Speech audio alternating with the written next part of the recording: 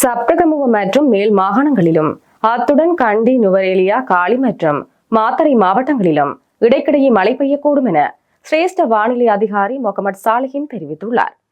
வடக்கு, கிழக்கு மற்றும் ஊவா மாகாணங்களின் பல இடங்களில் பிற்பகல் 1 மணிக்கு பின்னர் மழை அல்லது இடியுடன் கூடிய மழை பெய்யக்கூடும்.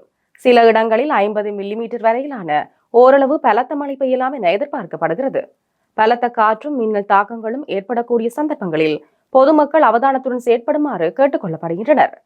கொழும்பு தொடக்கம் காலி ஊடாக மாத்தறை, அத்துடன் மன்னார் தொடக்கம் காங்கேசன்துறை வரையான கடல் பிராந்தியங்களின் பல இடங்களில் மழை பெய்யக்கூடும். கடல் பிராந்தியங்களில் மணித்தியாலத்திற்கு 30 தொடக்கம் 40 கிலோமீட்டர் வேகத்தில் தென்மேற்கு திசையில் இருந்து காற்று வீசும்.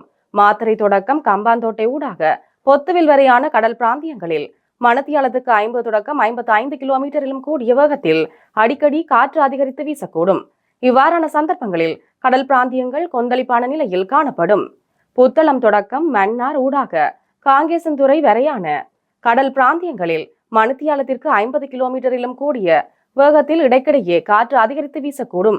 இவ்வாறான சந்தர்ப்பங்களில் கடல் பிராந்தியங்கள் ஓரளவு கொந்தளிப்பான நிலையில் காணப்படும்.